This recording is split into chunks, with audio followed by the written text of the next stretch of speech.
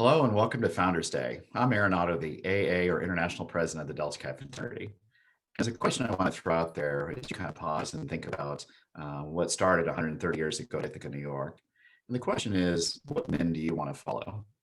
Because 130 years ago, after many months of discussion, a group of 12 men met on Wednesday night in Ithaca and formed the Delta Chi Fraternity Cornell. Those present that night included Cornell alumni Monroe Marsh Sweetland and Myron Key Crandall. They were there along with undergraduates John M. Gorham, Thomas A. Sullivan, Albert S. Barnes, Thomas D. Watkins, M.J. Flannery, F.K. Stevens, Owen Lincoln Potter, Al E.D. Stillman, Edward O'Malley, and Frederick Moore Whitney.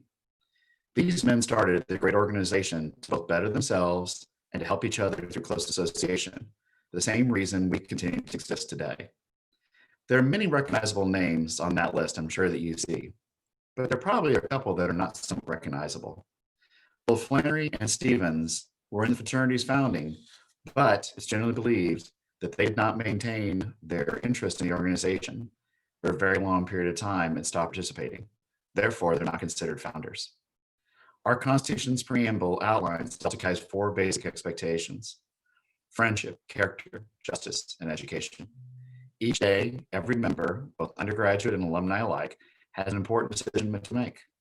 Will they remain a part of Delta Chi as part of their daily life through their performance, their actions, their conversations to better themselves and help others around them?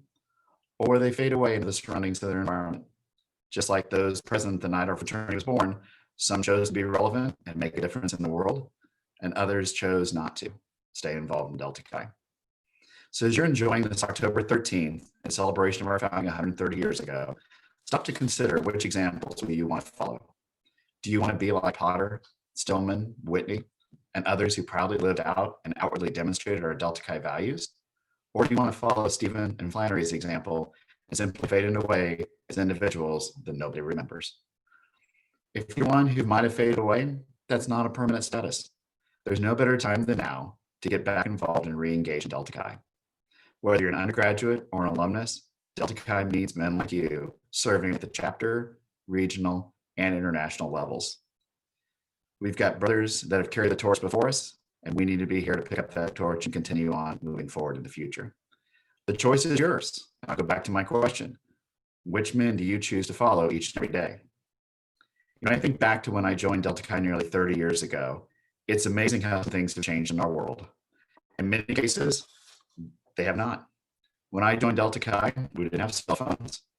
Got my first email as an associate member that same year in the same semester I joined. And if you want to see a really confused and blank look on an undergraduate's face today, ask them what a home answering machine looks like and what its function was. They won't know. Back when I joined Delta Chi, we were living out our shared values, and we were improving the quality of life, not only for our members, but also for those of us around on campus and in our community. We were leaders in campus. We participated in community service and philanthropy events. We helped our campus move beyond outdated activities that were continuing to be performed because they were tradition.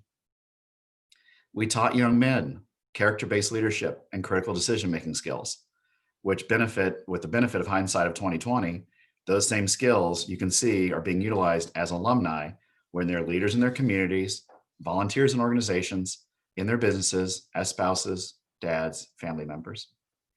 As I dream about what the future looks like 30 years from now in the fraternity world, there's a few things I'm certain. One is the pace of change in terms of technology and speed of our society will continue to increase at an even greater clip. While innovation oftentimes continues to improve the surface level quality of life, we have to be careful that technology does not further isolate individuals from one another. For fundamentally, most humans are social creatures at their core. We need that personal contact and interaction. We want to be cared for. We want to engage. At the same time, we want to engage and care for others. So we need to pour into others and have others pour into us. This ensures the continued need for our fraternity's existence to help fulfill that need for contact and connection. It'll be important 30 years from now as it was 30 years ago. So even in 2050, as we celebrate our fraternity's 150th anniversary, I trust we'll still be looking at the same excitement and the same energy of new members who join today and new members that joined back then. Because as you have your family, the fraternity is the family you get to pick. It's your home away from your home. It's your fraternity brothers. So most importantly, as I look into the future, I think as an advisor or as undergraduates today, the advice and support that we give through personal professional mentoring of these men of today's undergraduates are going to transition into their future roles when they are leaders in their community and in their homes. For the core values of Delta Chi have transcended time, are invaluable and timeless, just as they were in 1890, just as they were in 1990, and just as they will be in 2050. Happy 30th Founders Day, brothers.